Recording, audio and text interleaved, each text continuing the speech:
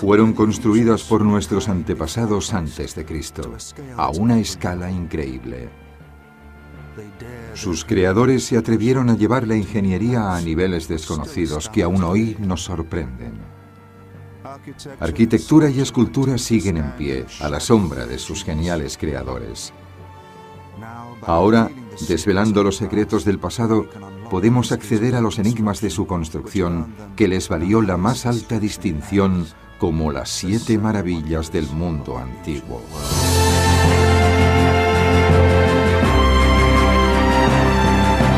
Construyendo lo imposible. Las 7 maravillas del mundo antiguo.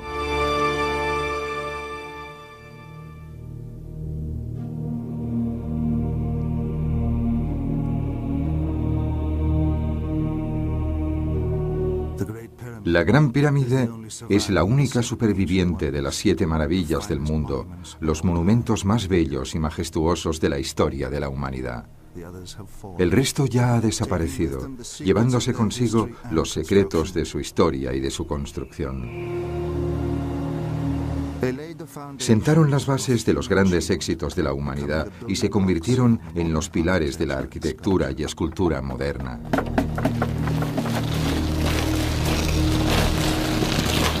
Desde la mayor pirámide del mundo al primer rascacielos, las 7 maravillas del mundo fueron enormes proyectos de construcción.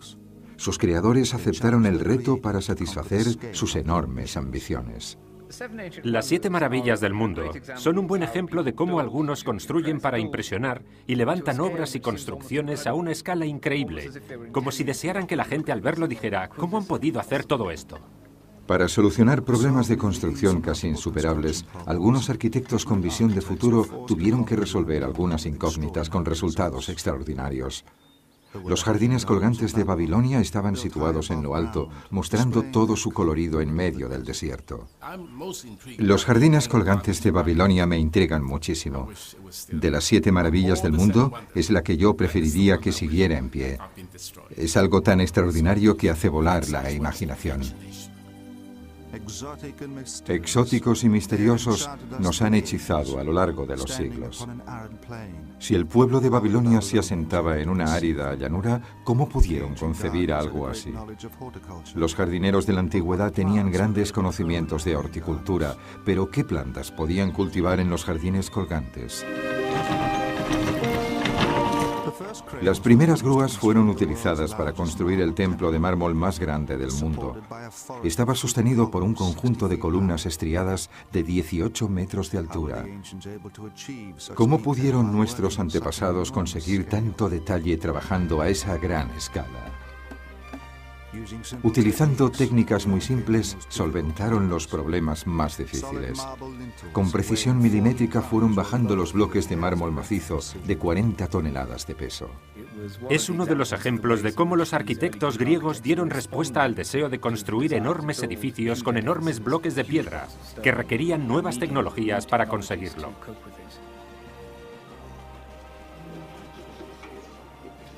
Utilizaron una técnica muy ingeniosa para crear la mejor escultura de la historia de la humanidad.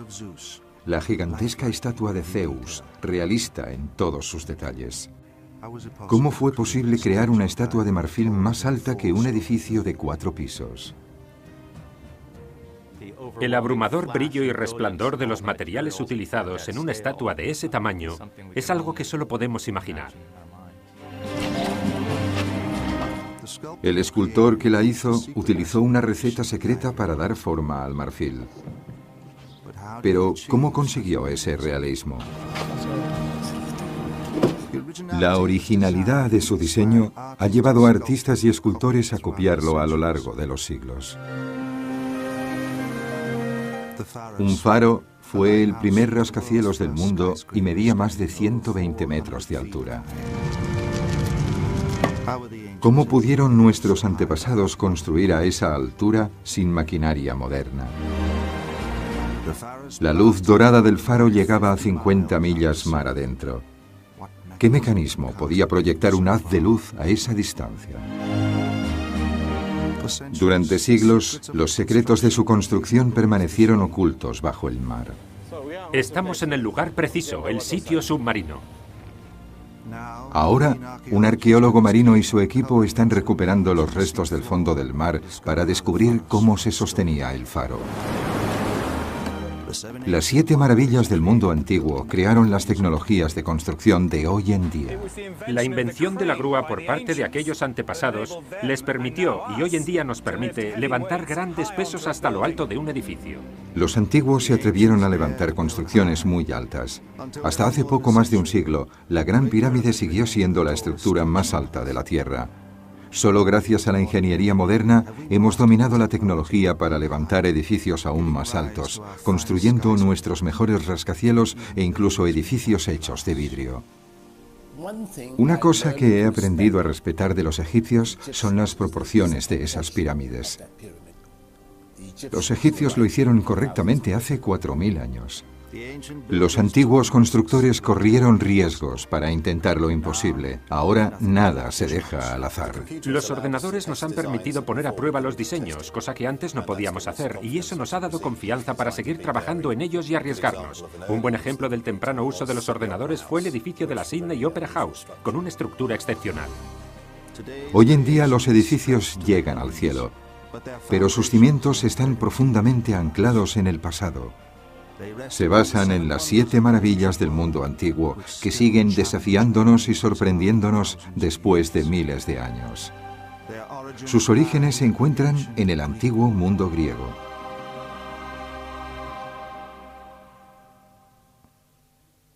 Las 7 maravillas del mundo antiguo se hallaban dentro del imperio griego creado por Alejandro Magno. Conquistó todos los países hacia el este hasta llegar a la India y hacia el sur hasta Egipto. Alejandro transformó el mundo griego. A raíz de sus conquistas, Grecia entró en una edad de oro, de brillo y sofisticación. En cualquier caso, la idea de las 7 maravillas es inconcebible sin Alejandro Magno, ya que fue gracias a sus conquistas en Oriente que se creó el gran mundo griego, donde estaban ubicadas esas maravillas.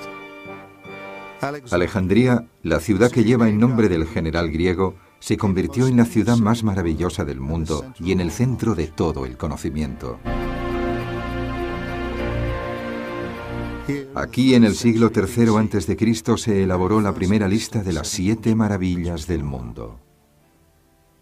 Alejandría, con su famosa biblioteca, era el gran centro del saber del momento. Uno de los mayores estudiosos vinculados a la biblioteca fue Calímaco. Calímaco escribió un libro sobre las maravillas del mundo, y es posible que en ese libro incluyera la lista de las 7 maravillas que hoy en día tenemos. El libro de Calímaco fue destruido. Actualmente, la lista más antigua que se conserva de las 7 maravillas del mundo se encuentra en un poema o epigrama del siglo II a.C. Fue escrito por un griego, Antípatro de Sidón. He posado mis ojos sobre la muralla de la dulce Babilonia, una calzada para carruajes, y sobre la estatua de Zeus de los Alfeos. He contemplado los jardines colgantes, el coloso de Helios, la enorme obra humana de las altas pirámides y la gigantesca tumba de Mausolo. Pero cuando he visto la casa de Artemisa que se alza hacia las nubes, todo eso ha perdido su esplendor, quedando a la sombra. Y he dicho, el sol jamás apareció tan grande más allá del Olimpo.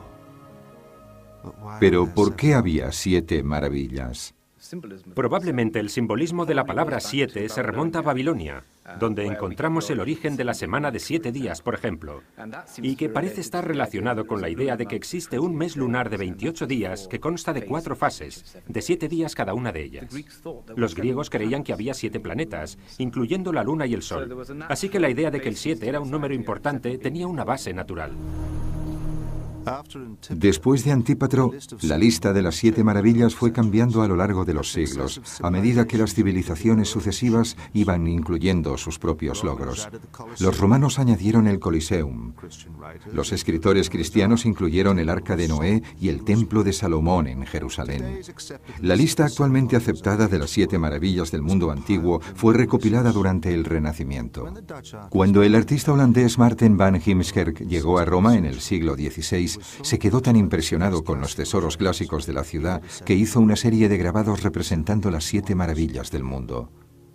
Sin duda se vio influido por los monumentos romanos que contempló allí, y los utilizó como base de sus grabados representando las 7 maravillas. Los grabados de Heemskerk apenas se parecían a las 7 maravillas de la actualidad. 6 de ellas ya habían sido destruidas y él no tenía ninguna evidencia. Pero sus obras definieron la lista hoy en día aceptada y reconocida. El faro de Alejandría, el faro más alto. El coloso de Rodas, una gigantesca estatua de bronce. El templo de Artemisa, el mayor templo de mármol. El mausoleo de Halicarnaso, la tumba más elaborada. La estatua de Zeus, muy realista en sus detalles. Los jardines colgantes de Babilonia, vegetación exuberante en el desierto. Y la base de todas ellas, la Gran Pirámide. A pesar de que las 7 maravillas formaban parte del imperio griego, solo una se encontraba en la Grecia continental. En el siglo V a.C., Grecia fue invadida por el ejército persa. En el año 480 a.C., los persas conquistaron Atenas, destruyendo gran parte de la ciudad.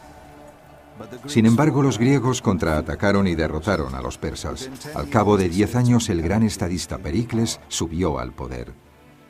Gracias al botín de guerra, Atenas ahora era muy rica. Pericles hizo construir diversos monumentos para conmemorar su victoria, incluyendo un nuevo templo a la diosa Atenea, el Partenón. Estaba decorado con espléndidos frisos. Los más famosos hoy en día son conocidos como los mármoles de Elgin. En el Partenón trabajaron los mejores escultores griegos. Pericles quedó tan impresionado por uno de ellos, llamado Fidias, que le nombró supervisor general de obras. Fidias se convertiría en el Miguel Ángel de la época helénica.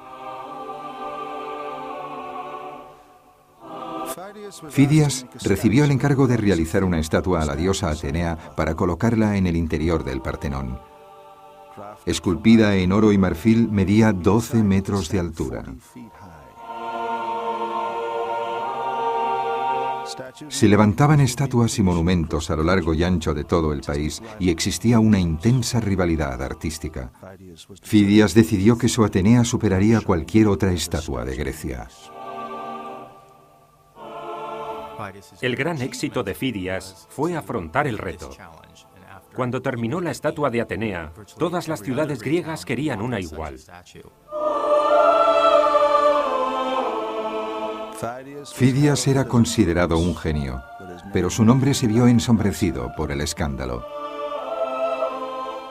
Cuando acabó la estatua de Atenea, Fidias no pudo rendir cuentas del oro utilizado y fue acusado de malversación de fondos por aquellos que querían derribar a su poderoso mecenas. Afortunadamente para Fidias, la noticia de su espectacular Atenea había llegado a Olimpia. Le pidieron que hiciera una estatua de Zeus para el interior de su templo. Así que en el año 438 a.C., y a fin de huir del escándalo de Atenas, Fidias se fue a Olimpia. El escenario de los Juegos Olímpicos estaba dominado por un templo. Esperaba la obra maestra de Fidias.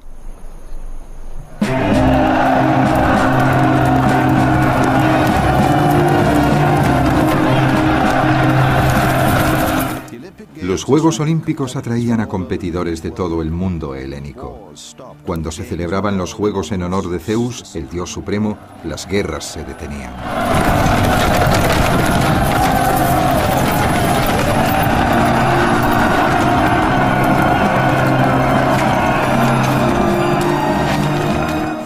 Fidias llegó a Olimpia para ocuparse de su nuevo encargo.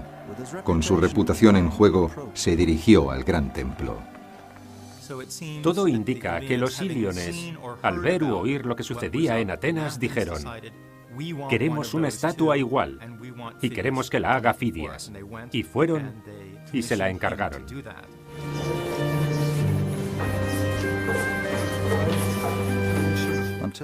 Antes de Fidias, el marfil tallado solo se había trabajado a pequeña escala. Fidias diseñó la estatua de Zeus de una altura superior a un edificio de 4 pisos. Ocuparía todo un extremo del templo. Era demasiado grande para que él solo pudiera tallarla a partir de bloques sólidos de marfil. Así que desarrolló una nueva técnica que nunca ha sido superada. La estructura del marfil permite irle quitando capas. Imaginémonos que estamos pelando una cebolla o sacando punta a un lápiz con un sacapuntas manual. Poco a poco vamos consiguiendo sacar finas láminas de marfil. Nadie había intentado hacerlo antes, y ahí estaba precisamente la originalidad. Fidias desarrolló un método secreto para ablandar el marfil. Solo algunas antiguas recetas sobreviven. El profesor Kenneth Lapatin es el primero que las ha redescubierto. Algunas parecen fantásticas, como envolverlas en piel de pescado, cosa que yo nunca he intentado hacer. Otras nos hablan de hervirlas durante 3 días con raíces de mandrágora, según parece un método peligroso. Otras nos dicen que las sumerjamos en aceite, algo que a mí no me ha funcionado. Sin embargo, una de ellas nos habla de ponerlas en remojo en vinagre. Yo lo hice y resultó. El marfil, es decir, los dientes, principalmente de calcio, desprenden algunos de sus componentes y se vuelve suave y flexible, lo que permite moldearlo y darle forma que mantendrá cuando se seque. La genialidad de Fidias combinó todas estas técnicas, procedentes de diversos procesos artesanos, para elaborar esta maravilla del mundo.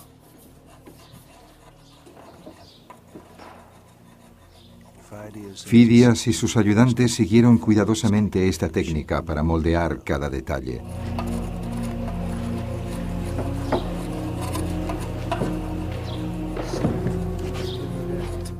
Cada pieza de marfil se hizo a la medida exacta.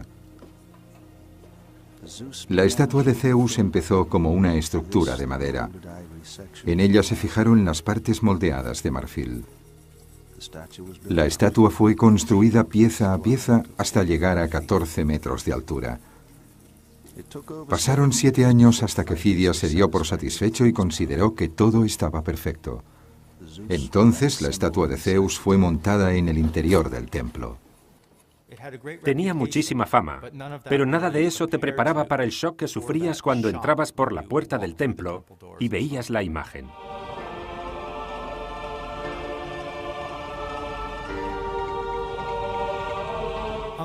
A diferencia del resto de maravillas, no se podía ver desde lejos. Tenías que acercarte y entrar en el templo, y entonces de repente te sorprendía. ¡Oh, Dios mío! ¡Es enorme! ¡Wow!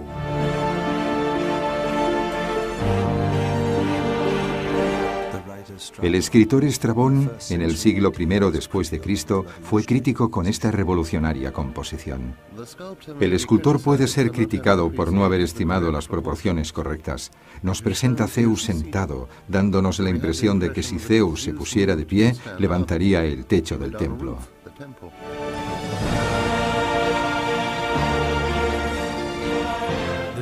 Zeus está sentado quieto. Sostiene sus emblemas del poder, la victoria en la mano derecha, el cetro en la izquierda.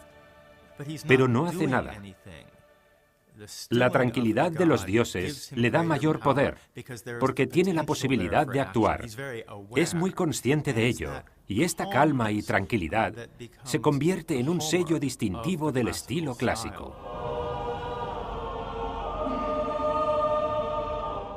Las características de la maravilla del mundo de Fidias se repiten en todo el arte occidental. Desde la imagen bizantina de Cristo a las estatuas de los presidentes estadounidenses del siglo XX. En 1914, Daniel Chester French comenzó a trabajar en la estatua del monumento a Lincoln. Utilizando la misma composición que el Zeus, Daniel French hizo la estatua de Lincoln a partir de 28 piezas de mármol. Fidias había estudiado meticulosamente la luz, pero Daniel French descubrió que cuando el día era gris, su estatua parecía plana. Tuvo que instalar un elaborado sistema de iluminación. El tamaño de su escultura también fue criticado, en este caso por ser demasiado pequeña. Daniel French tuvo que duplicar su dimensión para complacer a sus clientes. Incluso entonces, la estatua de Lincoln solo era la mitad de alta que el Zeus de Fidias. Más de 450 años después de que Fidias hiciera su maravilla del mundo, llegaron soldados y obreros romanos con órdenes explícitas del emperador Calígula. Había ordenado trasladar la estatua a Roma para poder colocar en ella su propia cabeza.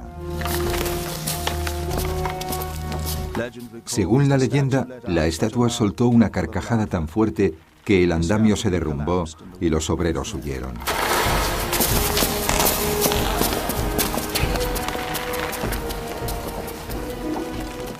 Afortunadamente para ellos, el despiadado emperador fue asesinado antes de que regresaran a Roma con las manos vacías.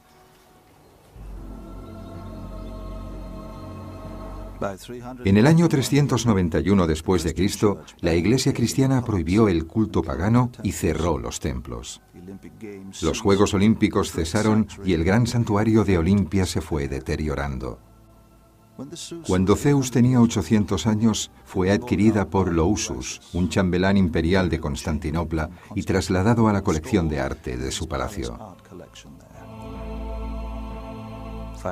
La maravilla del mundo de Fidias no sobreviviría mucho tiempo. Un incendio destruyó el palacio y la colección, calcinando la mejor estatua de todos los tiempos. La influencia del arte y la arquitectura griega se propagó a Persia, enemiga de Grecia.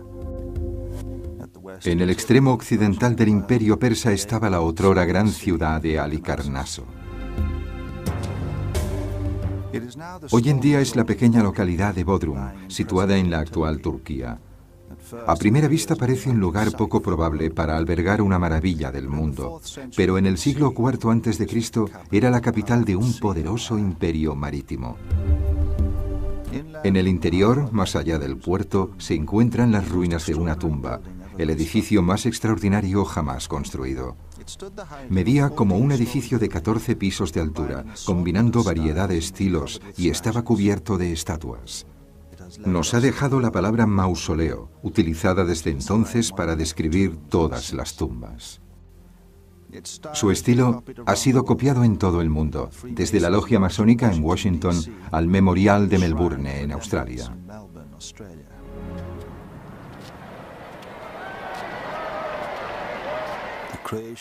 La creación de esta increíble estructura se debió a la clarividencia de una figura extraordinaria de la historia, todavía poco conocida, el rey Mausolo. Un gobernador persa o sátrapa se convirtió en rey de esta zona, conocida como Caria. Mausolo tenía un comportamiento poco usual e incluso se casó con una de sus hermanas, Artemisia.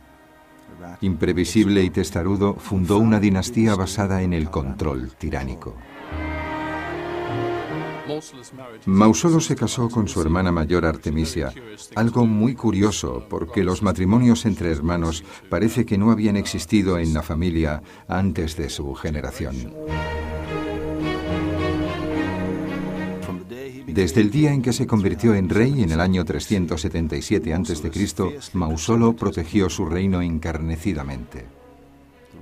Las ruinas de la Puerta de Mindos son todo lo que queda de sus grandes murallas, que se extendían 11 kilómetros alrededor de la ciudad. También reunió una flota de 100 naves. Según la tradición persa, tenía una fortaleza que ocupaba el lugar donde actualmente está el castillo. Obviamente, Mausolo era un hombre muy poderoso, que había triunfado políticamente y había vencido en la guerra.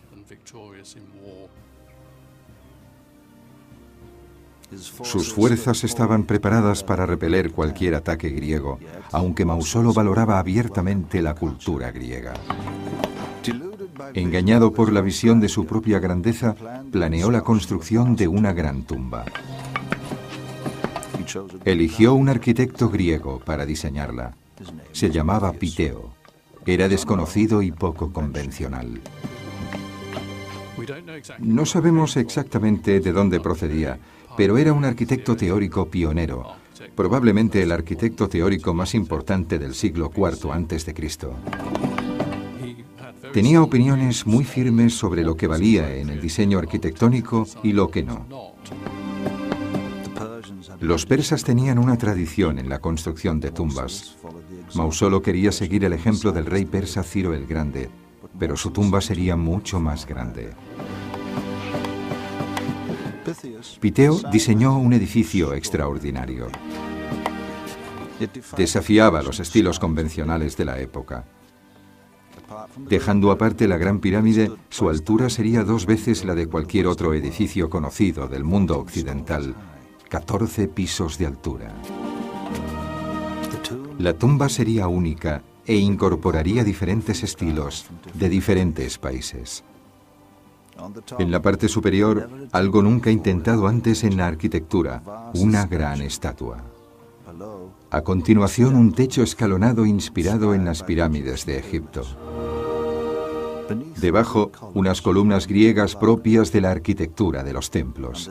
Y bajo ellas, unas estatuas gigantes como frisos, otra innovación arquitectónica. En la base estaba la cámara funeraria. Solo para ella se utilizaron más de 12.000 toneladas de piedra. Mausolo ordenó que su tumba se construyera encima de una cámara mortuoria real. Debido al tamaño de la tumba, la elección del lugar planteó problemas. El mausoleo requería excavar unos cimientos de 6 metros de profundidad. Pronto se inundaron. Después de drenar el agua, Piteo aumentó su estabilidad reforzando la mampostería. Se utilizaron abrazaderas de hierro o juntas machiembradas para encajar los bloques entre sí y se colocaron clavijas entre las distintas capas. Para montar las columnas se hizo un agujero en la base, colocando dentro unas barras de hierro que permitían unir una sección con la siguiente. Esta técnica todavía se utiliza hoy en día. Estos bloques han sido unidos para que se refuercen entre sí. Nuestros antepasados también se dieron cuenta de que para que los bloques de piedra pudieran compartir el peso de forma más eficaz, sobre todo cuando se trataba de una gran estructura, tenían que ser sujetados entre sí con espigas. Si en la base se producía un fallo, por ejemplo, el edificio podía sostenerse mejor. El mausoleo se convirtió en una maravilla del mundo gracias a las estatuas que lo adornaban, que superaban 2 veces el tamaño natural de una persona. Situadas en lo alto de los alféizares, estas figuras heroicas pesaban varias toneladas. Cuando se construyó el mausoleo, ya se habían logrado grandes avances en el desarrollo de las grúas y maquinaria de guerra. Enormes estructuras de madera sobre ruedas, capaces de levantar pesos muertos a más de 40 metros de altura. Actualmente damos por sentado que podemos utilizar maquinaria en las labores de construcción. Esta viga pesa alrededor de 1,5 toneladas. Fue la invención de la grúa por parte de nuestros antepasados lo que les permitió, y ahora nos permite, levantar grandes pesos hasta lo alto de un edificio, rápidamente y con gran precisión. La estatua más pesada estaba situada en la parte superior del mausoleo. Era una enorme escultura de Mausolo y Artemisia en un carro tirado por 4 caballos. Esta revolucionaria idea de colocar una estatua en la parte superior de un edificio ha sido copiada desde entonces en arcos de triunfo y otros monumentos. Mausolo nunca vio su tumba acabada. Murió en el año 352 a.C. Sus restos fueron enterrados en su interior como un faraón egipcio. Artemisia, su hermana y vidua, heredaría la corona y demostraría ser más temible que el propio Mausolo.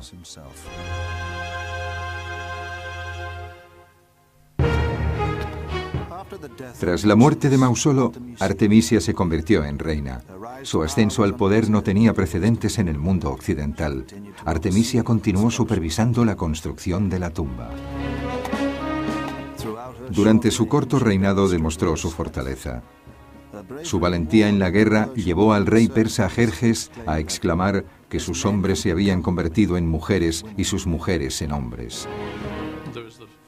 Existe la famosa leyenda de que los habitantes de Rodas decidieron atacar a Halicarnaso tras la muerte de Mausolo, cuando Artemisia llevaba las riendas del poder, creyendo que podrían derrotar fácilmente a una mujer débil.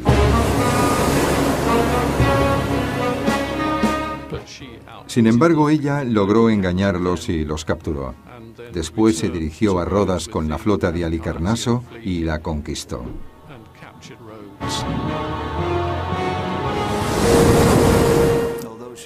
Pero a pesar de que parecía ser invencible, la muerte de su hermano había debilitado a su espíritu. Su caída fue tan trágica que más tarde fue idealizada por los artistas del Renacimiento. Según parece, estaba totalmente obsesionada con su hermano mayor, hasta el punto de que tras su muerte, supuestamente mezcló cenizas de sus restos con vino y se lo bebió. Posiblemente sea esta una de las razones por las que no le sobrevivirían muchos años. Artemisia gobernó durante solo 2 años antes de morir. Fue enterrada junto a Mausolo, su hermano y esposo. Viajaron al otro mundo en su carruaje.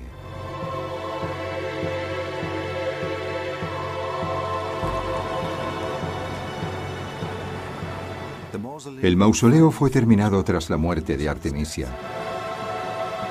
Su hermano menor y su hermana también se casaron antes de que se extinguiera la dinastía. El mausoleo siguió siendo un objeto de admiración hasta el siglo XV, cuando un terremoto destruyó gran parte de él. Los bloques de piedra fueron utilizados para reconstruir el castillo de San Juan en el puerto. La mayoría de las estatuas que habían hecho del mausoleo una maravilla del mundo fueron arrojadas a los hornos de cal para hacer cemento. A 100 de kilómetros de Halicarnaso, en la costa persa, se encontraba el mayor templo de mármol de la historia. Había sido construido en Éfeso, la ciudad más rica de Asia Menor y el puerto más grande del mar Egeo. El templo, dedicado a la diosa Artemisa, atraía a peregrinos que acudían hasta allí para visitar su santuario. Artemisa era una diosa madre, y sus múltiples pechos simbolizaban la fertilidad de las mujeres. El rey Creso, famoso por su riqueza, financió la construcción de un templo para ella en el año 550 a.C. El arquitecto elegido para su construcción fue Quersífron. Aunque tenía mucha experiencia en la construcción de templos, el proyecto que ahora le encargaban era de una envergadura totalmente nueva para él. Uno de los puntos interesantes sobre los templos, como el templo de Éfeso, es que son las primeras obras de la arquitectura griega a escala real.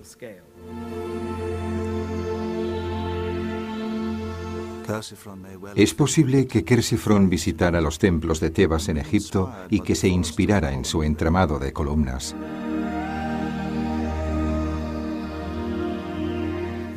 Su templo de Artemisa sería construido totalmente en mármol y tendría 126 columnas gigantes.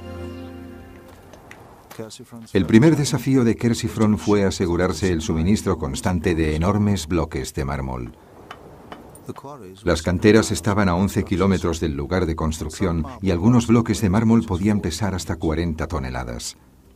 El ingeniero Scott Steedman ha analizado las dificultades que comportaba su traslado. Hay una gran controversia sobre cómo movían los pesados bloques de piedra nuestros antepasados. Sabemos que los arrastraban, claro, pero cuando se arrastra una piedra, quienes lo hacen tienen que soportar una gran fricción debido al peso. Si queremos un sistema que no implique arrastrar las piedras, podemos hacerlas oscilar o incluso rodar. Esto es una maqueta de un dispositivo oscilante, donde la piedra se sujeta entre 2 grandes contrapesos de madera. Se trata de un sistema muy eficaz para superar la fricción, y es muy fácil de mover, incluso un objeto pesado. Podemos maniobrarlo, girarlo o tirar de él por una rampa con muchos menos hombres que si intentáramos arrastrarlo.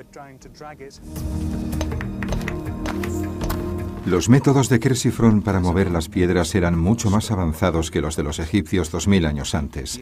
Él inventó un ingenioso rodillo tirado por bueyes. Las piezas circulares de las columnas simplemente se hacían rodar por el suelo dentro de una estructura tirada por bueyes. Pero las piezas rectangulares eran, por supuesto, un asunto mucho más difícil, y algunas de ellas eran enormes. Me refiero a que el mayor de los arquitrabes medía casi 9 metros de largo, es decir, era un bloque de piedra enorme. Para moverlo encajó los extremos en vigas de madera, hizo unas ruedas y a partir de ahí simplemente le puso unos animales de tiro y los arrastró. El templo medía aproximadamente 55 metros por 110, casi el doble del tamaño del Partenón. Estaba rodeado por una doble hilera de columnas de 18 metros de altura. Uno de los mayores problemas fue izar los gigantescos dinteles hasta lo alto de las columnas.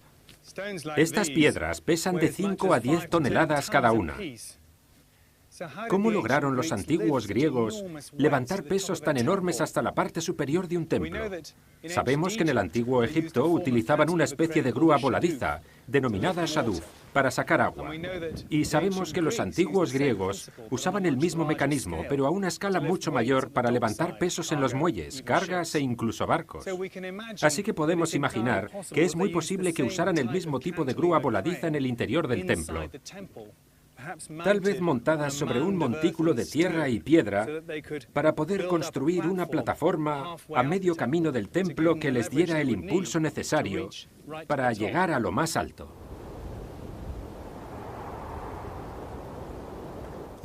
A diferencia de anteriores civilizaciones, los hombres de Quersiphron disponían de herramientas de hierro. Esto les permitió hacer estrías en las columnas y decorarlas. Sin embargo, su manipulación requería mayor cuidado.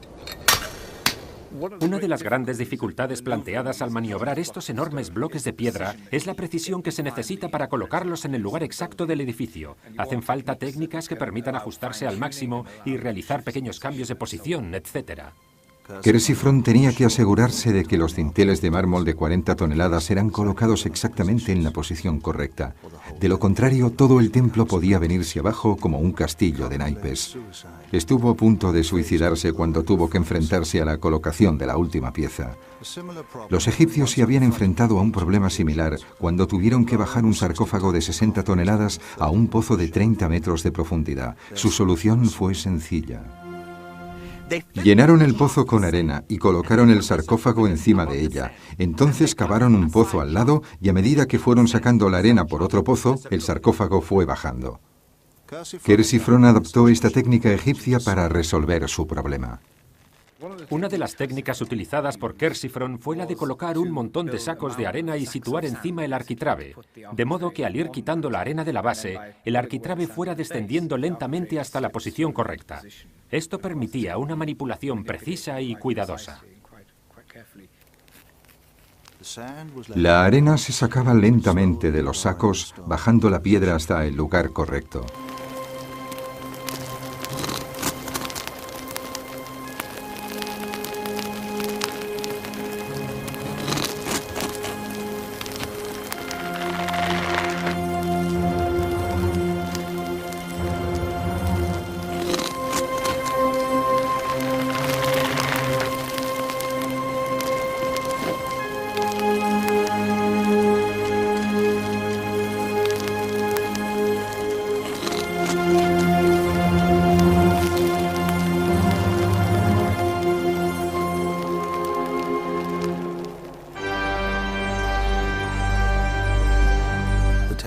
La construcción del templo de Artemisa duró 50 años y Quersiphron murió antes de su finalización. Su hijo continuó la obra para acabar la construcción. El templo se convirtió en una gran atracción turística. Entonces, la noche del nacimiento de Alejandro Magno, llegó la tragedia.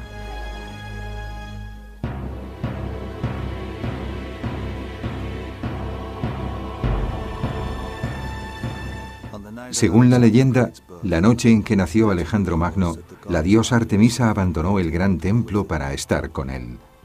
En su ausencia, un pirómano que deseaba que su nombre fuera recordado para siempre, incendió y destruyó el templo. En el año 356 a.C., según dicen las fuentes, Un loco llamado Eróstrato, ansioso de fama y deseoso de que su nombre fuera recordado eternamente y en todos los confines de la tierra, incendió el templo. El templo tenía el techo y una escalera de madera. Si caía una chispa y derribaba una columna, era inevitable que se hundiera. Aunque el nombre del pirómano fue borrado de todas las notas sobre tan atroz delito, la palabra erostratismo se ha mantenido para describir la infamia. Pero el templo de Artemisa tuvo una segunda vida. Al cabo de pocas décadas fue reconstruido, convirtiéndose en una de las 7 maravillas del mundo antiguo.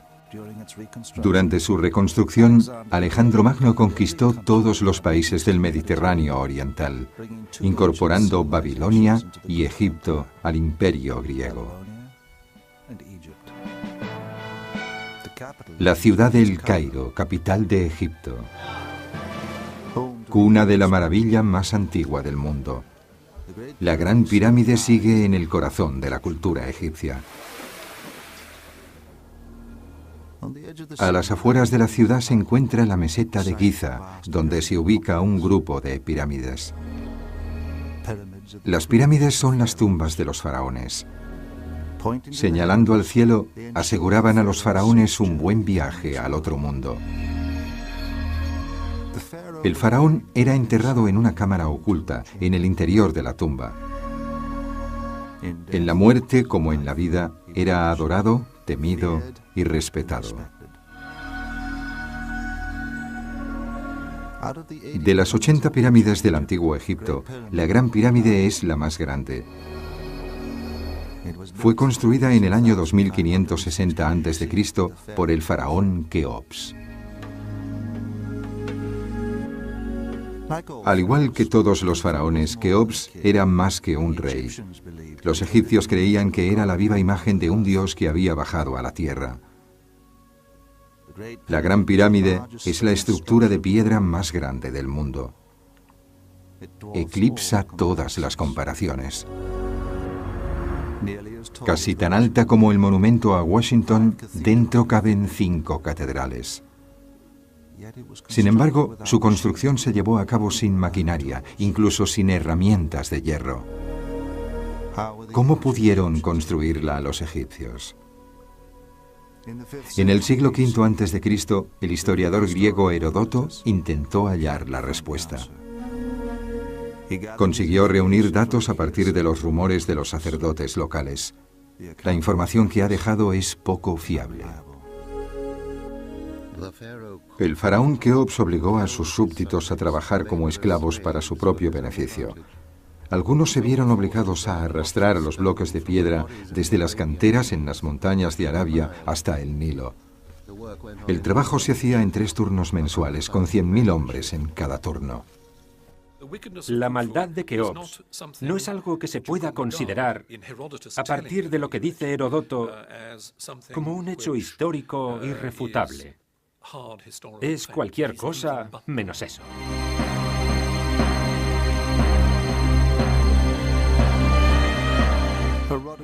La falta de exactitud de Heródoto fue exagerada a lo largo de la era cristiana y más tarde popularizada por Hollywood.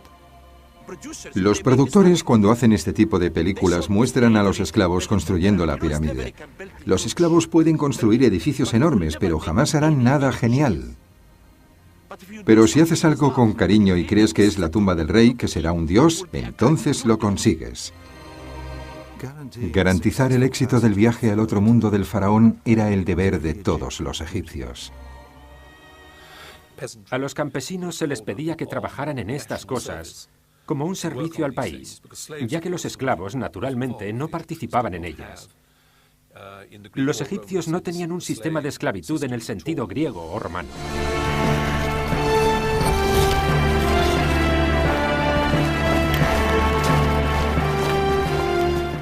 Aunque no existía la esclavitud, los trabajadores eran reclutados como un ejército.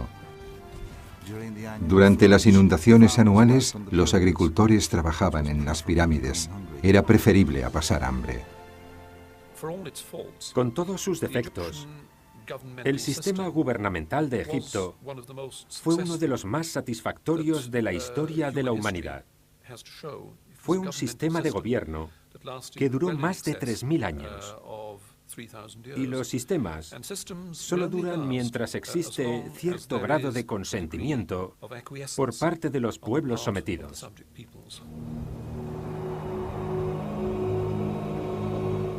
La Gran Pirámide fue construida con más de 2 millones de bloques de piedra.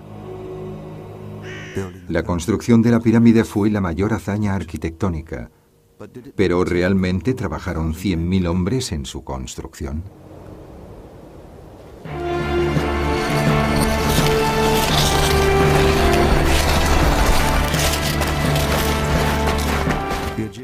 Los egipcios tenían experiencia en la construcción de pirámides. Su línea de producción era muy eficiente.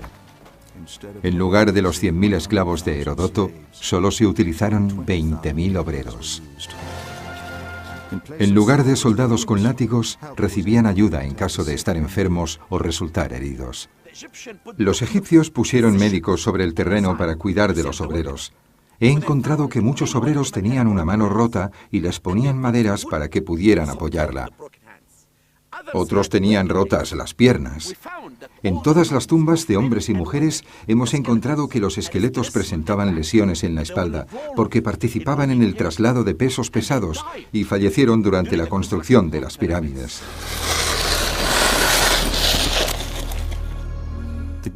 La meseta de Giza fue elegida como emplazamiento debido a la cantidad y calidad de la piedra de construcción. Los hombres vivían aquí en barrios obreros y llevaban la cabeza rapada para evitar los piojos. Trabajaban en cuadrillas y trasladaban los bloques de piedra desde la cantera cercana en trineos. Un dibujo de la tumba de un noble muestra este proceso a gran escala. Un coloso siendo arrastrado. A menudo se colocaban traviesas o guías en el suelo para reducir la fricción, pero no había rodillos debajo del trineo. A Hollywood, a la industria cinematográfica, le encantan los rodillos. Colocan a una multitud de israelitas aplastados bajo los rodillos y ya tienen una buena imagen. Pero no hay indicio de ningún rodillo. Y de rodillas, hay alguien aplaudiendo y diciendo, como indica el texto egipcio, Yehutihotpah Merinesu, algo equivalente en egipcio a ¿qué vamos a hacer con un marinero borracho? Se asegura de que todo el mundo empuja, da ritmo a toda la operación.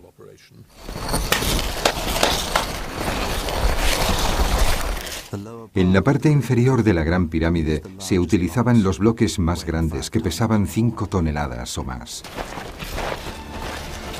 A pesar de que colocaban un bloque de piedra en su sitio cada 2 minutos, la construcción de la Gran Pirámide tardó 23 años.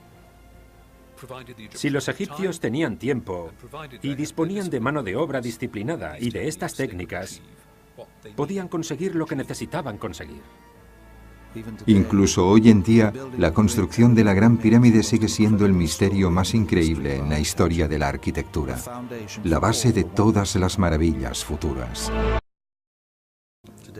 Hoy en día, los edificios llegan al cielo, pero sus cimientos están profundamente anclados en el pasado. La piedra angular de todos ellos fue la Gran Pirámide. El aspecto rugoso de la Gran Pirámide enmascara la precisión de su construcción. Hace años se desprendió su revestimiento calizo y fue utilizado para reconstruir algunos edificios del Cairo. Pero la pirámide sigue siendo la construcción de piedra del planeta realizada con mayor precisión.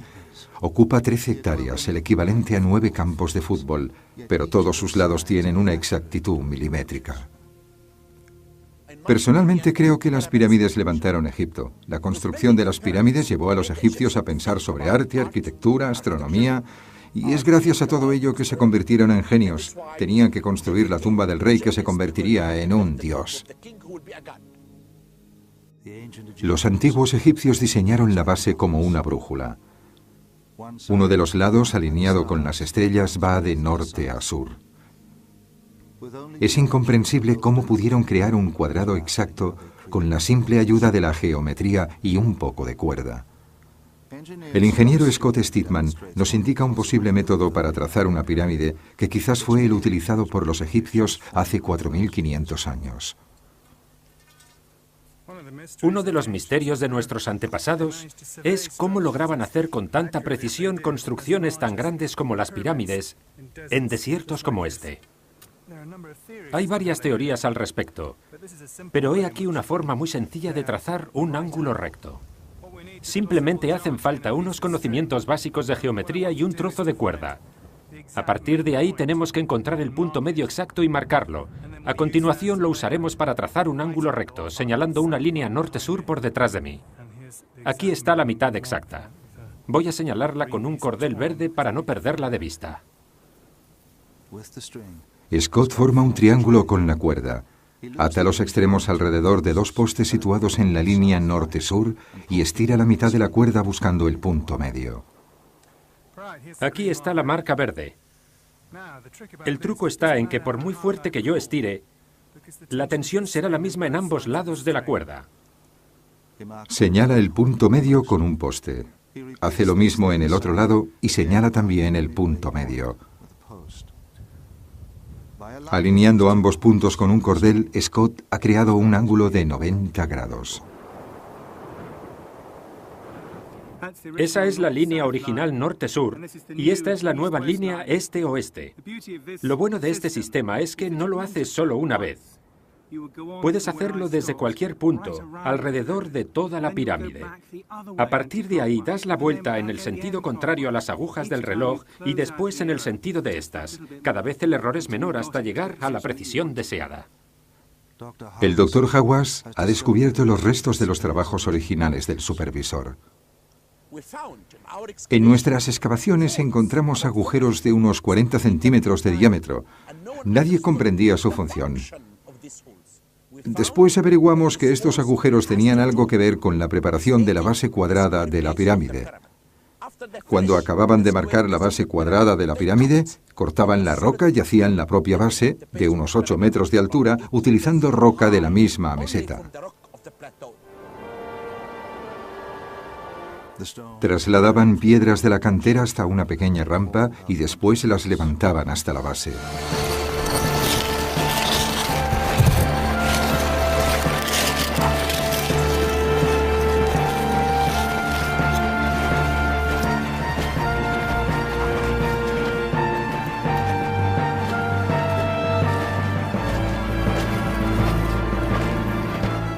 El Dr. Hawass ha descubierto restos de la rampa que llegaba a unos 300 metros de la cantera. La rampa base que he descubierto se encuentra en la esquina suroeste de la Gran Pirámide.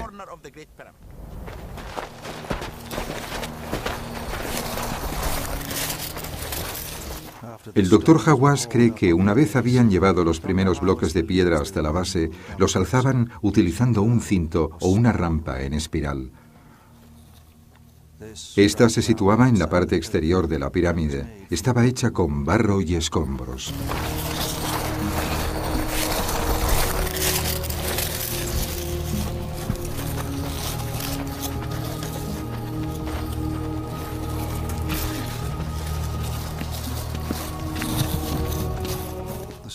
La rampa en espiral iba subiendo a medida que iban construyendo la pirámide. Nadie conoce a ciencia cierta el diseño exacto de la rampa. Algunos arqueólogos creen que la rampa era recta. Personalmente, prefiero la opción de la rampa recta, porque una rampa que rodease la pirámide habría sido inestable para aguantar las pesadas cargas que se arrastraban por ella.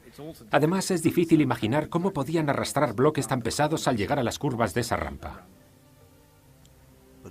Pero una rampa recta hasta arriba habría acabado midiendo 1 kilómetro de largo, extendiéndose mucho más allá de la cantera. Para controlar la pendiente habría sido necesario ajustar continuamente su longitud y su altura. Por otra parte, las rampas en espiral plantean el problema de las curvas.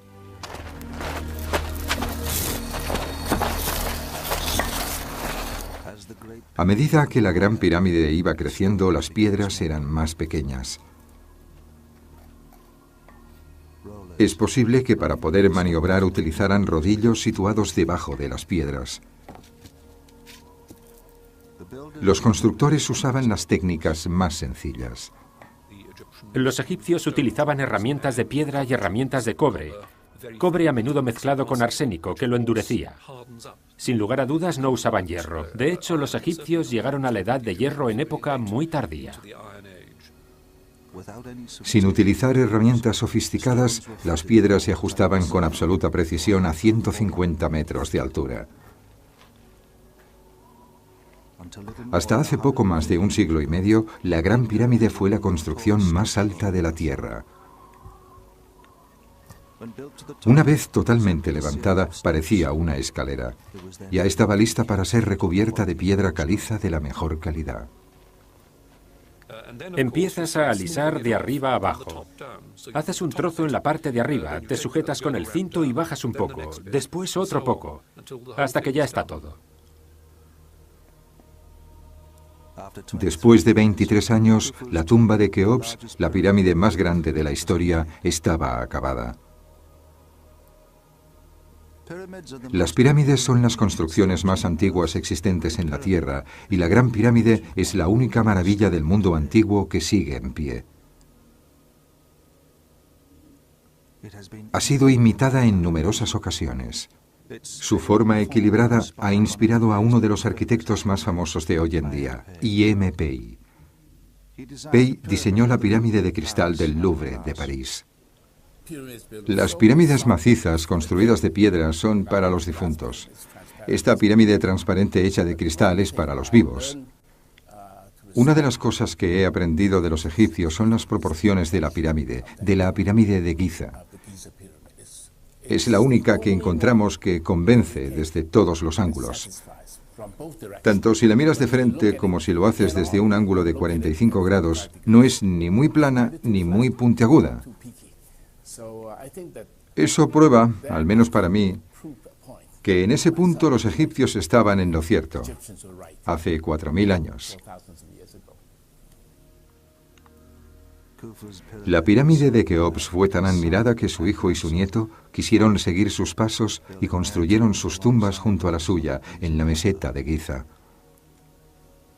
Pero la Gran Pirámide ha seguido siendo la madre de todas las construcciones de la antigüedad. Cuando venía la gente por primera vez y las veía, decía: «Dios mío, ¿cómo lo han hecho? ¿Quién lo ha hecho?».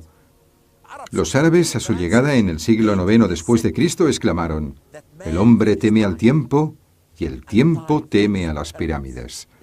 Es cierto, las pirámides son inmortales, sobrevivirán gracias a cómo fueron construidas. Las técnicas utilizadas para construir la Gran Pirámide allanarían el camino a las otras 6 maravillas del mundo.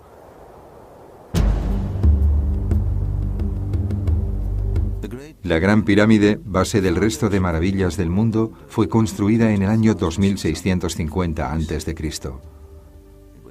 Pasarían otros 2000 años hasta la creación de la siguiente maravilla del mundo antiguo. Hacia el este, en pleno desierto, los jardines colgantes adornaban la ciudad más espectacular de la Tierra, Babilonia. Aunque los jardines reales fueron construidos 2000 años después de la Gran Pirámide, han desaparecido sin dejar rastro. Quedan restos de la antigua ciudad, pero los jardines colgantes se han perdido para siempre. Algunos expertos consideran que es posible que estuvieran aquí. ¿Cómo pudieron construir unos jardines en terrazas en una zona sin piedra para la construcción? Babilonia está construida sobre una enorme llanura aluvial, en una zona donde no hay piedra. Por lo tanto, tuvieron que utilizar barro.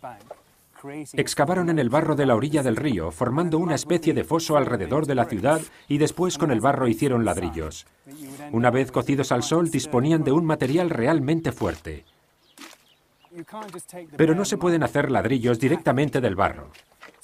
Hace falta trabajarlo, pisándolo y añadiéndole agua para darle la consistencia adecuada, de forma que tras verterlo en el molde salga convertido en un ladrillo. Aquí lo vemos, esto tiene el aspecto de un ladrillo, no de un montón de barro. Cuando el barro se ha cocido y está compactado, es un material de construcción muy sólido.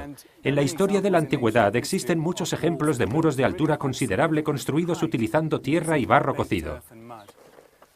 A veces los reforzaban colocando paja o cañas y poniendo encima más tierra compactada. En todo caso, si es posible levantar un gran muro macizo, es porque se trata de un material muy fuerte y muy seguro.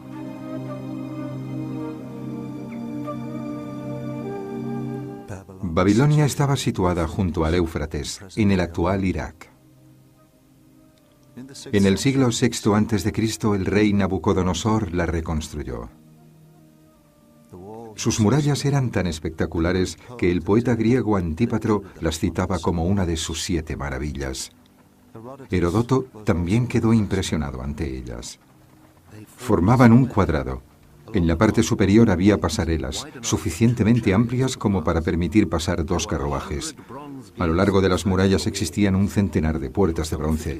Rodeaban toda la ciudad y medían unos 90 kilómetros.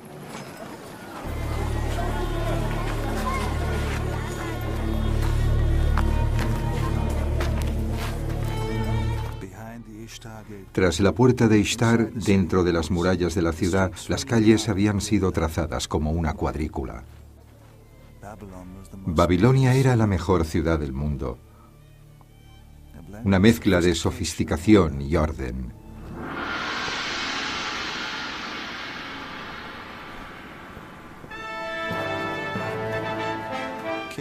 El rey Nabucodonosor gobernaba Babilonia desde su palacio. Nabucodonosor se casó con la princesa Amitis de Medea.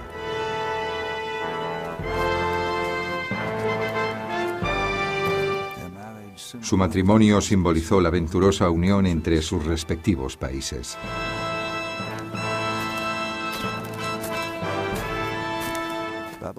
Babilonia esperaba gozar de un período de paz y prosperidad.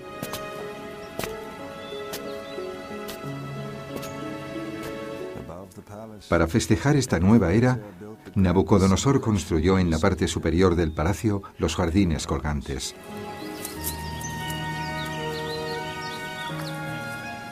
Una sorpresa espectacular para su reina. El relato más antiguo sobre ellos procede de Beroso, sacerdote que vivió 2000 años después de su construcción. Y dentro de este palacio, Nabucodonosor erigió los llamados jardines colgantes, porque su esposa, que había crecido en tierras de Medea, tenía pasión por las montañas. Los jardines a menudo dependen de los gustos del monarca de una cultura determinada. El soberano en cuestión quiere demostrar que él o ella pueden controlar el paisaje y hacer que florezca a su alrededor de un modo que Dios no puede. En Oriente Medio, la jardinería era una profesión respetada. Se cultivaban plantas para la medicina y para la fabricación de perfumes. La importancia otorgada a la fragancia puede explicar por qué los informes indican que algunos jardineros eran ciegos y otros eran mujeres.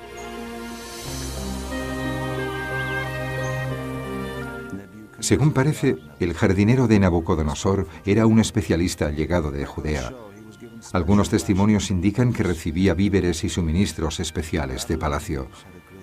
Los babilonios tenían grandes conocimientos sobre las plantas. Sin duda, los jardineros de Babilonia eligieron las plantas que consideraban que podían crecer mejor en el caluroso clima árabe. Las plantas se adaptaban de diversas formas a ambientes hostiles como Oriente Medio. Una de las maneras es tener las hojas como agujas, como en el caso de las coníferas o la grama. Su pequeña superficie garantiza una pérdida mínima de agua.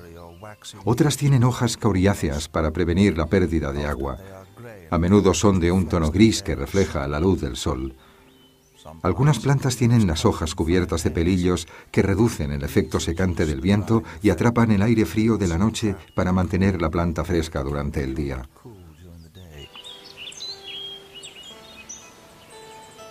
Robles, sauces, cedros, hierba bruja, plátanos, palmas. Las listas de árboles y plantas de los jardines colgantes son infinitas. Fueron compiladas siglos más tarde por los historiadores y a menudo son inexactas. Según parece, en los jardines había muchas plantas y árboles de la tierra de Medea, patria de la reina de Nabucodonosor. Además de dar un toque de color, las flores de los naranjos y limoneros ofrecían un aroma especial. En todo caso, los jardines necesitaban agua. Los antiguos escritores nos dicen que tenían escondidos artilugios para el riego. Los expertos han investigado cuerdas con cubos, ruedas hidráulicas e incluso el tornillo de Arquímedes. Este dispositivo se atribuye al gran matemático e inventor griego. Según parece, Arquímedes lo inventó cuando estaba en Egipto, al ver que los vecinos bombeaban agua del Nilo. Pero los jardines colgantes fueron construidos 2 siglos antes que él. El único objeto del que tenemos evidencia en esa época es el shaduf, un dispositivo de palanca muy simple que se conoce ya desde el 3er milenio antes de Cristo. En un extremo hay un contrapeso y en el otro, al final de un palo o cuerda, un cubo que sube el agua.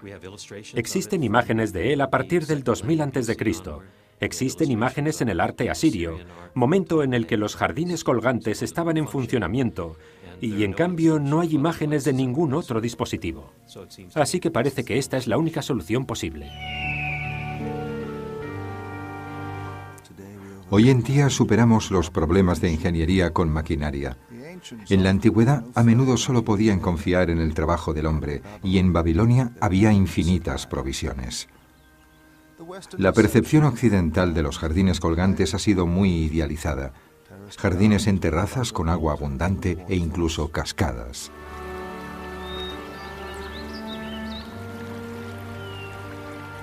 En las regiones áridas del desierto, el agua es tan valiosa como el oro.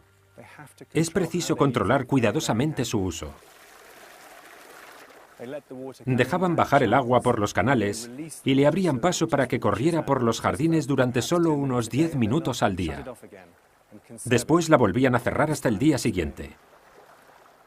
Una pequeña cantidad de agua ha creado gran variedad de color, árboles verdes, algo totalmente inesperado.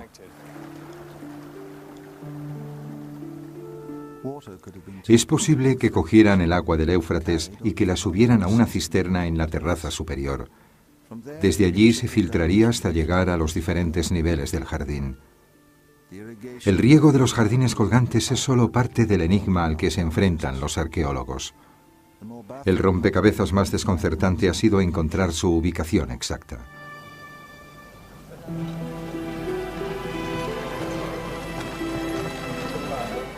La ciudad de Babilonia era conocida en todo el mundo antiguo, pero era difícil encontrar testimonios de los jardines colgantes, incluso en el momento de su construcción. Los jardines colgantes son como un espejismo histórico. Algunas fuentes del siglo I después de Cristo indican que en Babilonia estaban los jardines colgantes, pero Heródoto, cuyos escritos se aproximan mucho a la época en que supuestamente fueron construidos los jardines, no los menciona por ninguna parte, y si eran tan espectaculares, era de esperar que hubiera dicho algo. Es probable que fueran destruidos un siglo después de su construcción. Después de Nabucodonosor, Babilonia se convirtió en un títere de los persas y macedonios y sufrió grandes destrozos.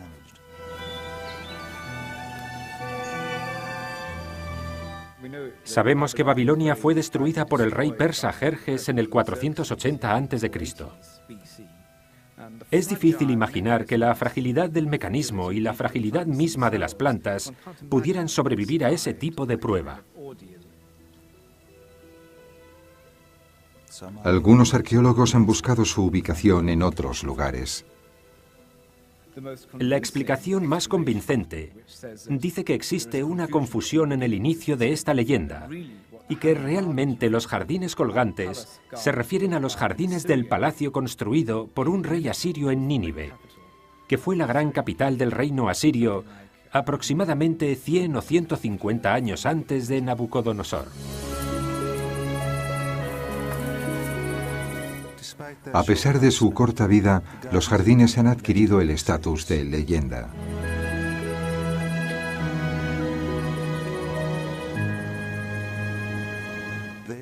Siguen siendo la única de las 7 maravillas que muestra la belleza de la naturaleza y se consideran los jardines más famosos de todos los tiempos. Pero el equilibrio de poder en Oriente Medio iba a cambiar y con él el destino de Babilonia. El ejército persa, bajo el mando de Ciro el Grande, invadió el imperio babilónico. Apenas 200 años después, Babilonia volvería a ser conquistada, esta vez por Alejandro Magno, que la incorporó al imperio griego. Alejandro Magno consideraba Babilonia el centro de poder, el tradicional centro de poder de Mesopotamia. De hecho, él murió en Babilonia y fue allí donde planificó sus últimas campañas. Creo que intentaba hacer de Babilonia la capital de su imperio sincrético. Veía a Babilonia como la clave de la geografía del mundo. Tras su muerte en el año 323 a.C., sus generales se repartieron el imperio. Ptolomeo se quedó Egipto y Antígono Asia Menor. En medio de estos dos poderosos territorios estaba la pequeña isla de Rodas. Sus habitantes se aliaron con Ptolomeo de Egipto. Indignados, los antigónidas de Asia Menor atacaron Rodas con una enorme flota. Contra todo pronóstico, los habitantes de Rodas los derrotaron y celebraron su victoria construyendo un gigantesco coloso de bronce dedicado a su salvador, el dios del sol, Helios. Helios está estrechamente relacionado con Apolo, el dios de la luz, de la verdad, de la visión. Es el dios del sol que era especialmente adorado en Rodas. Había muchas estatuas de bronce en la isla, pero el coloso era sin duda la mayor de todas. Su construcción costó 300 talentos, lo mismo que 300 barcos de guerra. El coloso fue un monumento a ellos mismos, a su victoria, a su libertad, a la continuación de su libertad, y como tal, valía la pena poner mucho dinero en él. 300 talentos. Habían ganado al enemigo, ¿por qué no hacerlo? La fundición de bronce era un gran negocio en la isla. Se producían muchísimas estatuas y se exportaban a Grecia e Italia. El escultor elegido para crear el coloso fue Cares de Lindos. Según una leyenda, su diseño original medía 20 metros de altura, pero los isleños insistieron en que el tamaño de la estatua fuera el doble, 40 metros. Cares duplicó sus dimensiones y se puso a trabajar. Cares estaba especialmente bien cualificado para este trabajo porque había estudiado con uno de los mayores artistas de bronce del siglo IV a.C., Lisipo. Lisipo era conocido porque había hecho muchísimas estatuas, 500 a lo largo de su vida. Podemos imaginarnos que en el taller de Lisipo colgaban de la pared una hilera de brazos, una hilera de piernas, partes del cuerpo que eran más o menos intercambiables. Desgraciadamente, ninguna de estas técnicas de producción masiva podía ser utilizada para el coloso. Ninguna estatua de bronce se había aproximado jamás a los 40 metros de altura. Cares tuvo que fabricarlo todo in situ. Posiblemente el moldeado se hizo cerca del lugar donde se iba a colocar la estatua. Probablemente había una serie de fosas donde se moldeaban las piezas. Después, todas las piezas fueron ensambladas con remaches y se colocó la estatua en su lugar.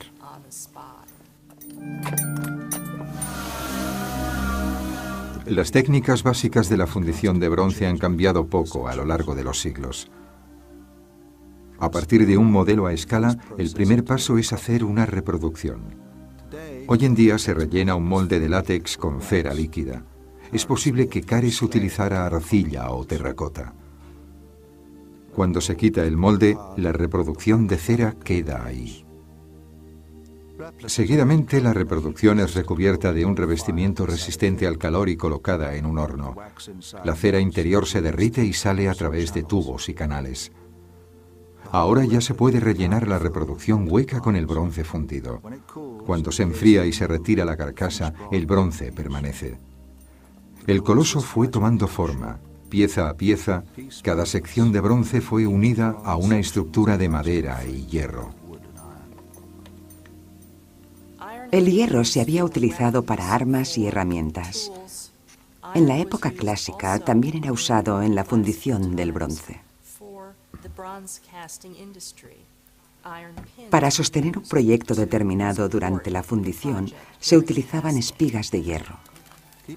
Mantener estable la estatua fue un problema. Se colocaron piedras a partir de los tobillos para añadir peso a la base. A medida que el colosal dios del sol iba subiendo, los obreros necesitaban tener mayor acceso a la estatua. La solución de Cares fue amontonar tierra alrededor del coloso, formando un camino en espiral, como la rampa utilizada para la construcción de la Gran Pirámide. Pero había un inconveniente. Cuando Cares diseñó la estatua, sabía que nunca podría ver el aspecto que iba tomando la obra hasta que ésta estuviera totalmente acabada. Un elemento disuasorio al tratarse de un coloso. No puedes verlo en las distintas etapas del proceso, montarlo, desmontarlo. Has de esperar a que todo esté acabado antes de poder echarle un primer vistazo y ver su aspecto.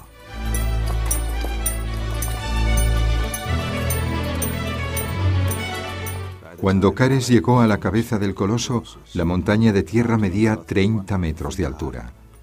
En total se habían utilizado 225 toneladas de bronce.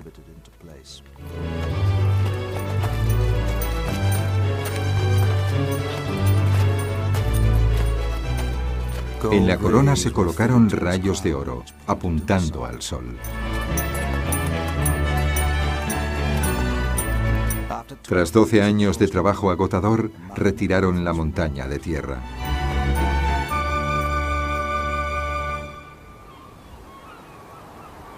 El espléndido coloso de Cares, Helios, dios del sol, de 40 metros de altura, estaba listo para vigilar junto al puerto. Cares encontró el modo de moldear una estatua tan grande como esa en muchas piezas. Lo que se le pasó por alto es que alguien le explicara cómo mantenerla en pie.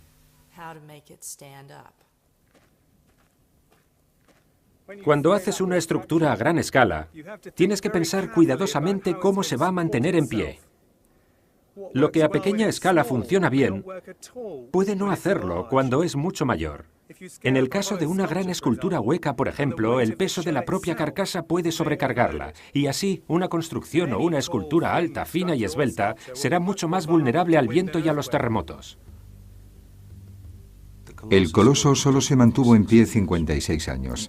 En el año 226 a.C., un terremoto lo derribó, sepultando bajo él varias casas. Con el tiempo, la gente se olvidó de cómo había sido. Durante el Renacimiento, Marten van Heemskerk, el primer artista que reprodujo las 7 maravillas del mundo, lo representó a horcajadas sobre el puerto. Imposible. Pero a medida que la gente va contando la historia una y otra vez, la estatua cada vez es más grande hasta que un buque puede navegar bajo ella. Cuando una estatua se mantiene en pie sobre sus 2 piernas, y es una estatua desnuda, como sería esta, siguiendo la tradición de las estatuas de los dioses y héroes, las piernas tienen que estar muy juntas para proporcionarle el apoyo necesario. Pero la idea del coloso a horcajadas en el puerto sigue gozando de popularidad. El ingeniero Gavin Davis valora las probabilidades de que eso fuera cierto. Si tenía las piernas juntas, la escultura sería mucho más estable porque el peso de la mitad superior del cuerpo recae verticalmente hacia abajo a través de las piernas. Y si la base era suficientemente fuerte, la construcción sería relativamente sólida. Si el coloso tenía las piernas separadas, sería muchísimo más vulnerable. La principal preocupación en el coloso es cómo se reparte el peso entre ambas piernas, estando estas bastante separadas. Cuando el viento sopla sobre este tipo de estructuras y existen puntos débiles alrededor de los tobillos, por ejemplo, esos puntos pueden resultar problemáticos. Más de 2000 años después del coloso, Auguste Bartholdi diseñó la Estatua de la Libertad. Contrató al mejor ingeniero del momento, el francés Alexandre Eiffel. Evitando los errores del coloso, Eiffel introdujo tecnología revolucionaria para garantizar que la Estatua de la Libertad seguiría en pie eternamente. La Estatua de la Libertad fue una innovación en la ingeniería. Eiffel diseñó una estructura de hierro para formar una espina dorsal. La estatua, un armazón hueco hecho de cobre, se colgó sobre la estructura. En 1986, después de permanecer igual durante 100 años, fue sustituida. El arquitecto Blaine Kleiber formó parte del equipo de restauración. La estatua mide 47 metros de altura. Eso es todo el tramo hasta la parte superior de la antorcha. El diseño de Eiffel fue muy ligero. Se trata de una estructura esqueleto, que está anclada al pilón que hay en la base de piedra sobre la que reposa la estatua. A diferencia del Coloso de Rodas, la carcasa exterior es muy ligera. Está formada por 300 planchas de cobre de 80 toneladas de peso, un peso que se reparte a través de los tubos y barras del armazón del esqueleto central de Eiffel. Larry Belante fue el ingeniero consultor durante los trabajos de restauración. Parte de la idea moderna de que si la estructura es demasiado rígida se quebrará, y en cambio, si tiene flexibilidad, podrá soportar el viento, los cambios de temperatura y, como en el caso de las alas de un avión, subir y bajar sin romperse y caerse a trozos. Fue algo revolucionario en su momento y realmente solo así se podía hacer y conseguir que sobreviviera tanto tiempo como lo ha hecho.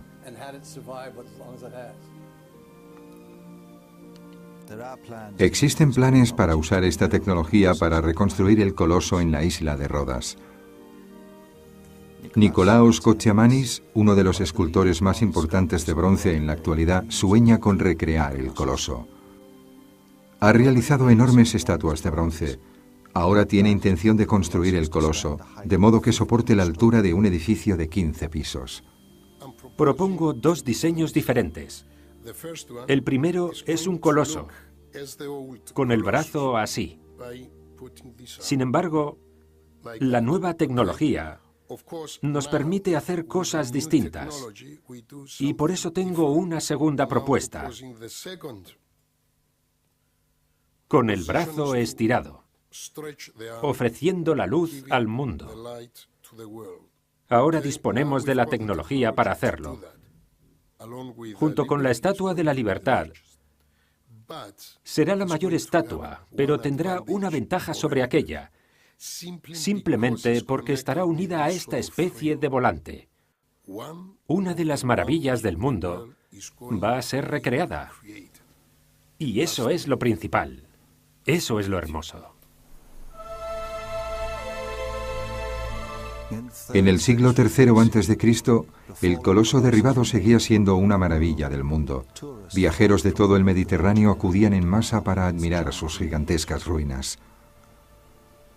Un oráculo predijo que Rodas sufriría una gran desgracia si se reconstruía la estatua. Así que durante 900 años se quedó donde había caído. Cares, como su coloso, acabó como un hombre destrozado. La historia cuenta que calculó mal los costes de duplicar el tamaño de la estatua y se arruinó. Abrumado por las deudas, se suicidó.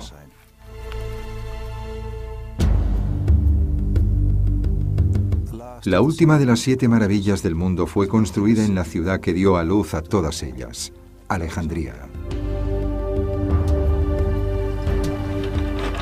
La ciudad fue la primera metrópolis del mundo y su maravilla del mundo, el primer rascacielos. Conocida como el Faro, era una torre de iluminación que medía más de 120 metros de altura. Desde el siglo VII a.C. se habían ido construyendo faros por todo el Mediterráneo. Pero el faro era algo más que eso. Tenía otra función. En este caso, es una torre que expresa el poder, el control y el prestigio de la dinastía tolemaica, los reyes de Egipto en ese momento.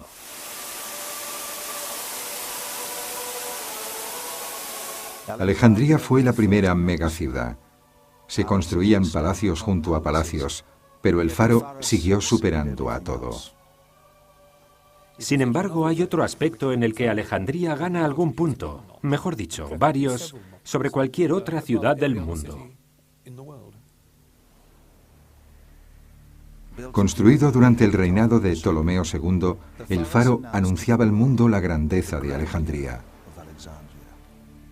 Diseñado por el arquitecto Sóstrato de Cnido, tardó 12 años en ser construido. En la parte superior había un gran horno siempre encendido.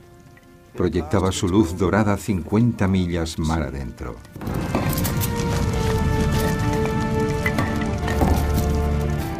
Algunos documentos mencionan extraordinarios espejos que reflejaban la luz del sol y eran utilizados para quemar los barcos enemigos en el mar. El faro fue construido en 3 partes. En la base se situó una torre cuadrada de 70 metros de altura.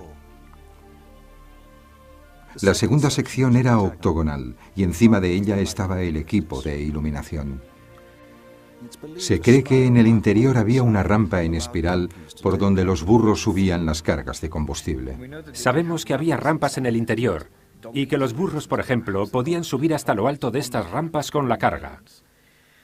Pero cómo funcionaba exactamente sigue siendo un interrogante. La luz en la parte superior era producida por un horno y se proyectaba hacia el mar a través de grandes reflectores de bronce. Uno de los problemas de un faro, sobre todo en un lugar como Egipto, relativamente pobre en árboles y madera, era el material utilizado para alimentar el fuego.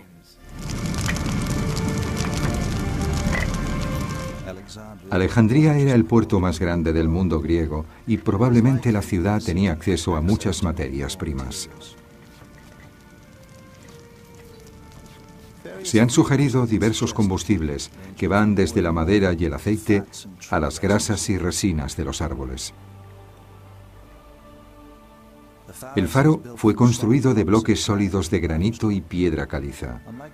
A diferencia de los altos edificios de la actualidad, sus paredes tenían que soportar todo el peso de la mampostería de encima.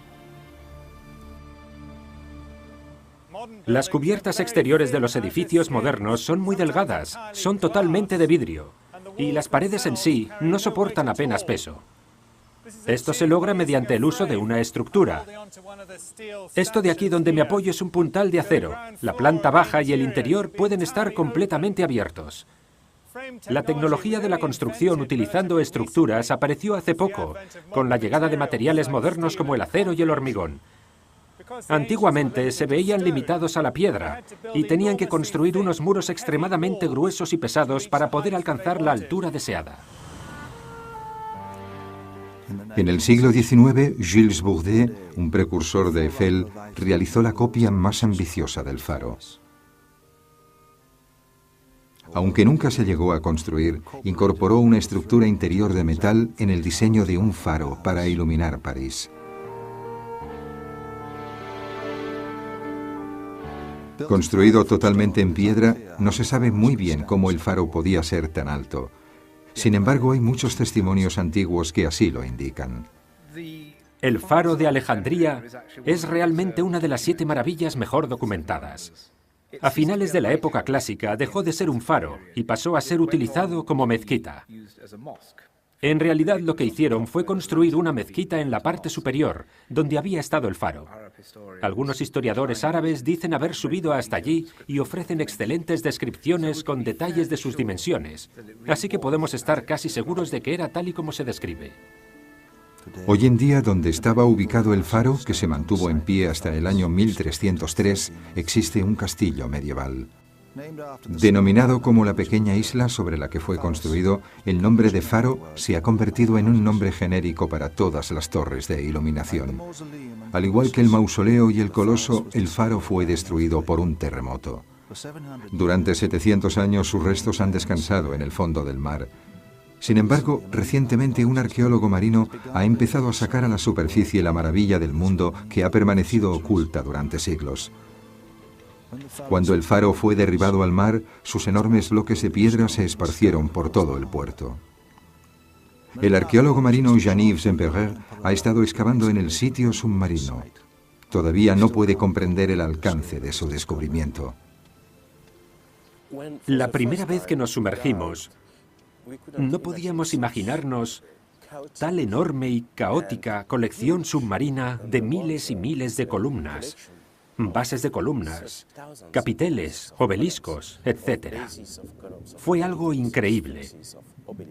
Y cada vez que nos sumergimos, incluso ahora, después de bucear aquí miles de horas, volvemos a la superficie con una sensación extraña. Es un espectáculo fantástico, no te lo puedes imaginar, no se puede describir. Hay que sumergirse para tener este sentimiento tan extraño. Entre sus descubrimientos se encuentra un enorme dintel de granito de 75 toneladas de peso que, según él, era una viga de soporte del faro. Estamos en el lugar exacto, en el sitio submarino. Esta es la plataforma desde donde saltamos.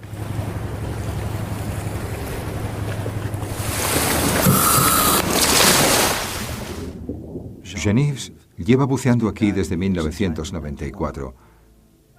El extenso sitio submarino ocupa 2 hectáreas. Su equipo continúa registrando el tamaño y el peso de cada bloque. Esperan poder establecer algún día de una vez por todas cómo estaba construido el faro. El faro más alto del mundo fue derribado por un terremoto. Hoy en día los edificios altos se comprueban minuciosamente.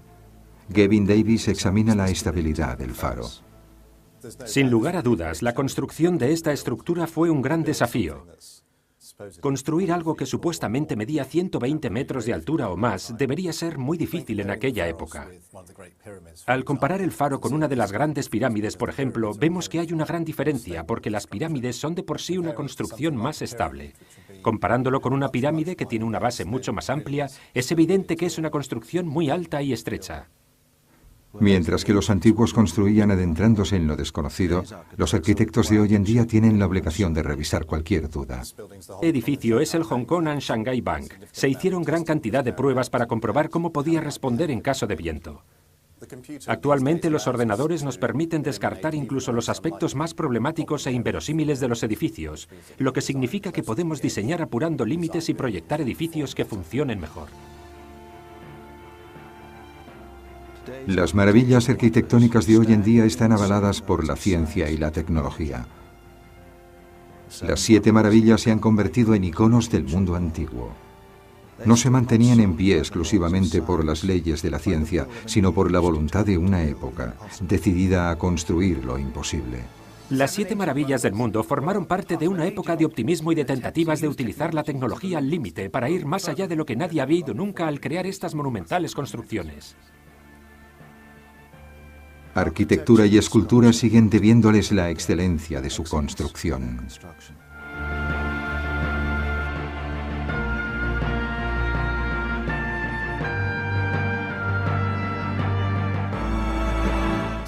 Todavía existe la idea de que en la antigüedad había 7 construcciones que fueron el paradigma de la grandeza y el éxito. Las 7 maravillas del mundo desafiaron a las mentes más privilegiadas. Incluso ahora todavía nos preguntamos cómo igualarlas. Si intentáramos elaborar una lista de las maravillas de la actualidad, ¿encontraríamos 7 o encontraríamos 200? Sus altos ideales han resistido la prueba del tiempo. Siguen siendo las piedras angulares de nuestras mejores construcciones. La arquitectura ha de tener una finalidad, y creo que el simbolismo de la pirámide es tan válido hoy en día como lo fue entonces. Las 7 maravillas del mundo antiguo establecen el nivel más exigente y mantienen vivos los sueños de la antigüedad.